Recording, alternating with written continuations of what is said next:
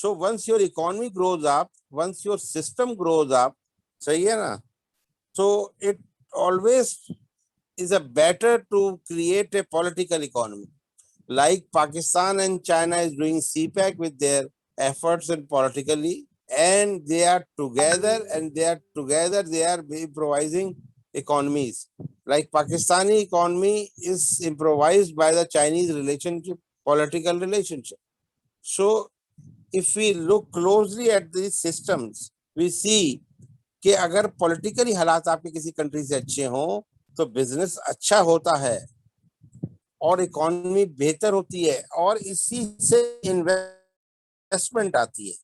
जब आपकी इकोनॉमी बेहतर हो और जब आपकी इकोनॉमी के मामला बेहतर हो, इन्वेस्टमेंट आपके मुल्क में आती है, जिसे हम कहते हैं foreign direct investment, FDI.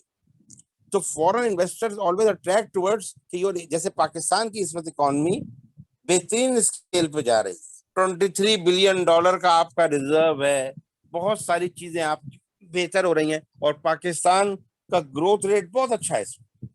IMF वगैरह सब ने 1% कहा था और पाकिस्तान का ग्रोथ रेट 4% आया, तो 4% पाकिस्तान का बहुत अच्छा है। तो पाकिस्तान के लिए ये सब चीजें हैं। तो ऑटोमेटिकली अगर आप पॉलिटिकल इकोनॉमी की बात करते हैं, इन्वेस्टमेंट की, तो हम ना स्पेशली इसमें आपको पॉलिटिकल इकोनॉमी के कंसेप्ट डालने पड़ेंगे और पॉलिटिकल रिलेशनशिप्स इन IR डालने पड़ेंगे और इकोनॉमी के डालने पड़ेंगे। इकोनॉमी से स्टेबल कैसे होती है, फॉरेन एक्सचेंज है, ट्रेड है, सही है ना। आप जब पॉलिटिकल रिलेशन मेंटेन करते हैं तो नेचुरली वॉर नहीं होती, आपके अंदर कॉन्फ्लिक्ट नहीं होता। तो जब वॉर और कॉन्फ्लिक्ट नहीं होगा तो बिजनेस बढ़ेगा, तो बिजनेस एग्रीमेंट ट्रीटीज आपके अंदर बढ़ते हैं और ऑटोमेटिकली आप लोग बेहतर कंडीशन में रहते हैं। कुछ समझ आई आपको?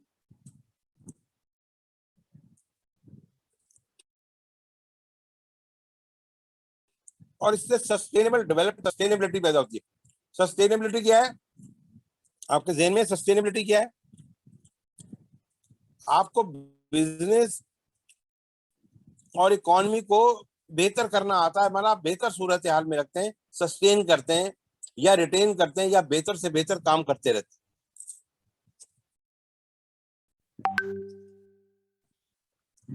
कोई बात समझ आई आप लोगों को या नहीं? सर आ गई। क्या ये बताओ ना जरा। सर इकोनॉमिक डेवलपमेंट के पे बात है कि अगर जितनी एक कंट्री की इकोनॉमी अच्छी होगी इतनी ही उसकी डेवलपमेंट के चांसेस होते हैं। और एक इकोनॉमी मतलब लाइक इसका IR से कनेक्शन बताया है कि सस्टेनेबिलिटी और फिर इन्वेस्टमेंट और FDI इन सबका आपस में लिंक बनाना है। गुड। देखो जिस टॉपिक पे मटेरियल ज्यादा मिले ना उसके लिंक ढूंढने पड़ते हैं और लिंक ढूंढने के लिए उनके कनेक्शंस डेवलप करने पड़ते हैं। जैसे मैं यहाँ आपको बताता चलूं, किसी बुजुर्ग खातून से आप दूर का रिश्ता पूछो ना तो वो कैसे बताती, कभी सोचा है आपने? वो उनके जो थे उनकी बेटी की उनकी औलाद के रिश्तेदारों में से, वो कनेक्शन बताती है पूरा और बहुत लंबा।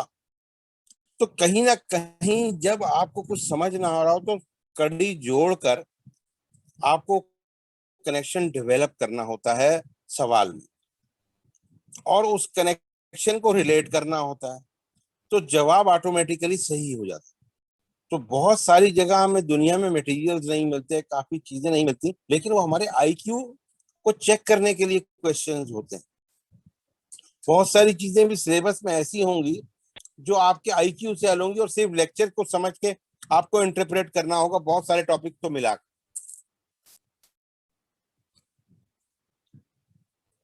बात समझ आई या नहीं आई?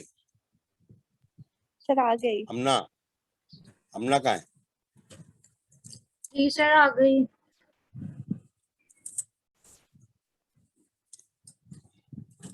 सर अब मैं दूसरा क्वेश्चन बताऊं? हैं? दूसरा क्वेश्चन बताओ। एक तो बस ये बता दें कि कंटेंट 6 में हमने जो किया था लास्ट में, ग्लोबलाइजेशन वाला, वो इनफ है या और भी कुछ ज्यादा करना है उसमें? क्या कह रही है? थोड़ा तेज कंटेंट बोलो। 6, कंटेंट 6 जो था, वो जो हमने लास्ट में किया था, वो बस उतना ही रखना है या और भी ज्यादा उसमें कुछ देखना है हमें? भाई इससे ज्यादा नहीं रखना उसको। उसकी वजह एक रहा कि क्वेश्चन सिर्फ 4 होंगे करने के लिए। सही है। बहुत ज्यादा थियोरेटिकल क्वेश्चन को लंबा करने में स्टूडेंट नहीं कर पाएगा। सही है ना। और दूसरे ये कि बहुत ज्यादा थियोरेटिकल लंबे क्वेश्चन आने के चांस भी नहीं होते, बहुत ज्यादा लंबे आने के। तो सही है, इतने क्वेश्चन होते भी नहीं है नॉर्मली लंबे। तो आपको जब भी मैंने उसे कहा कि इन शॉर्ट लिखना उसको सब, और ठीक है उसका सर, सवाल आने मतलब के चांस। हाँ बोलो। इसका मतलब ये कि कंटेंट 11 जो है रिलीजन वाला, इसमें भी आपने जितना लिखवाया है थोड़ा बहुत इतना इनफ होगा? कौन से वाले कंटेंट का नाम बताओ। कंटेंट 11 नाम मेरा बच्चे नाम बताओ। रिलीजन पर है, रिलीजन। रिलीजन कॉन्फ्लिक्ट का हिस्सा है। हमने हाँ कॉन्फ्लिक्ट्स ये में पढ़ा है वाला। रिलीजन। सही है ना। हाँ तो हमने इससे ना थोड़ा सा उस, बड़ा इकरा कि कॉन्फ्लिक्ट का क्वेश्चन आता है। सही है ना। टाइप्स ऑफ सही। कॉन्फ्लिक्ट। सही है ना। और ये आप लोगों को याद रखेंगे 3 टाइप के जो कॉन्फ्लिक्ट हैं, जो आपको कल्चर में पढ़ाए सारे पढ़ाए ये आएंगे। इसका थोड़ा सा डिटेल्ड जवाब चाहिए होता है, क्योंकि इसमें अलग अलग सवाल भी आ जाता है रिलीजन पे कल्चर पे। सही है। तो थोड़ा सा डिटेल चाहिए होता है।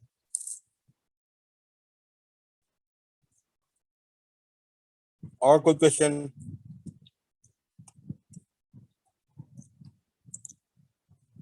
एनी क्वेश्चन मोर? सर ग्लोबल एनवायरनमेंट में ग्लोबलाइजेशन मतलब कंपेयर हो सकता है? ग्लोबल एनवायरनमेंट में हम ना क्वेश्चन आ सकता है ग्लोबल एनवायरनमेंट का। लेकिन अगर हम ग्लोबल एनवायरनमेंट की ऑर्गेनाइजेशंस पे और उस पे चले जाएं, तो वो तो आपको कम से कम सिर्फ 4 4 याद रखनी चाहिए या 5 5 बस। ठीक है सर। सही है। अगर ज्यादा जाएंगे ना हम ना, तो हमारा दूसरा क्वेश्चन जो है ना मिस कर जाएगा। जी और सर। सर समझ जो रहे? कंटेंट 7 है, ग्लोबल इकोनॉमी, इसमें है पॉलिटिक्स और कैपिटलिज्म। कैपिटलिज्म। तो उसमें तो भी आप हमें ये इसी तरीके से, जी जी जो थोड़ा सा अभी डिटेल आपने बताया पॉलिटिकल। इसी हाँ तरह, ये तो वो इकरा वही वाला आईआर कनेक्शन के इसमें बहुत बना दें? एग्जैक्टली बहुत सारे इकरा रिलेशनशिप जो है ना आईआर में एक दूसरे से रिलेटेड है। तो घबराए बगैर परेशान ना होना उस। सर मतलब ये है कि हम लोग ना लिख तो लेते हैं खुद से कनेक्शन बना के, अब वो ना आपने कहा कि लेंदी नहीं करना है, अब जो जब कनेक्शंस बनते हैं तो वो खुद ब खुद लेंदी हो जाता है, तो अगर हम लोग लेंदी कर लेंगे तो मतलब मार्क्स तो डिडक्ट नहीं होंगे ना?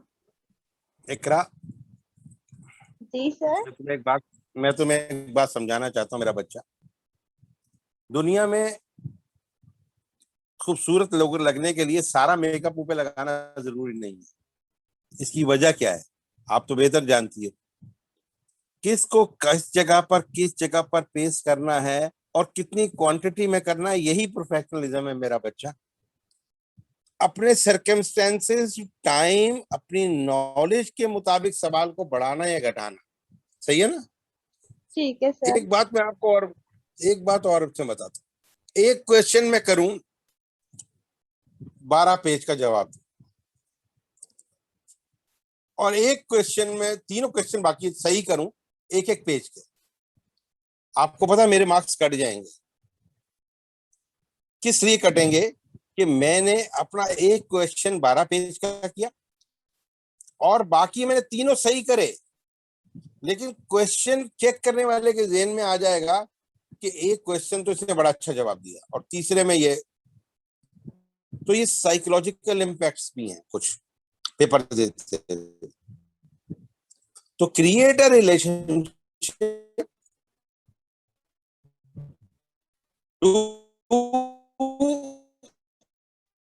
विच इज नेसेसरी। और में तो उसको पेपर वाले दिन की जो पोजीशन है, वहां बच्चे का आईक्यू लेवल का काम करना बड़ा जरूरी है। सही है? तो वो एक दिन के लिए मैं इसीलिए आपको बार बार तैयार करता हूँ कि ये टॉपिक इससे रिलेट करो, ये इस तरह बात करो, कहीं ना कहीं इसको चेकर का इंटरेस्ट भी क्रिएट करो। कोई चीज छोटी चाहिए, कोई बड़ी चाहिए, ये सब हमें खुद कई बार इसे समझाता हूँ कि एडजस्ट करना पड़ता है वहां बैठकर। एनी क्वेश्चन मोर? नो सर, कोई क्वेश्चन नहीं। कुछ तो होना चाहिए करा ऐसे। अब ऐसे सर इतनी ज़हीन क्लास आ रहा हूं तो मुझे अच्छा ही लगेगा कि चांस मिला है। सर मेरे पास सिर्फ इंडियन 11 से रिलेट था, वो भी मैंने पूछ लिया। 7 से रिलेट था, वो पूछ लिया। 9 से रिलेट था, वो हमने ने पूछ लिया। और 6 का भी आपने क्लियर कर दिया। अच्छा,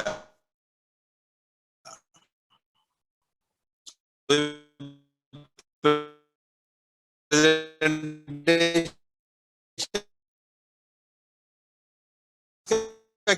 क्या है अब? सर आपकी आवाज नहीं आ रही, कट रही है बहुत। प्रेजेंटेशन की बात पे तुम सर वॉइस इशू हो रहा है। What about presentation? सर वो जो आपने कहा है ना कि हम ऑनलाइन लेंगे, हाँ, ऑनलाइन भी और शायद क्लास में ग्रुप भी बुला लें। वही जो आपने बताया तो था कि सबसे पहले मेहरुन्निसा का ग्रुप, फिर जैन का ग्रुप, के फिर लिए मेरा ग्रुप। क्लास में इकरा क्लास वीक के लिए क्लास में या ऑनलाइन के लिए कौन तैयार है? मकसद जो भी सिचुएशन हुई वो दे देगा, तुम लोग तुम्हारा ग्रुप दे देगा। सर मेरा ग्रुप दे देगा सर जब आप बोलेंगे। सर बोर्ड्स की डेट आ गई है कि जून में के लास्ट वीक में है, तो मे बी ये यही पॉसिबिलिटीज है ना कि खुल जाएगा, तो तभी ले लीजिएगा।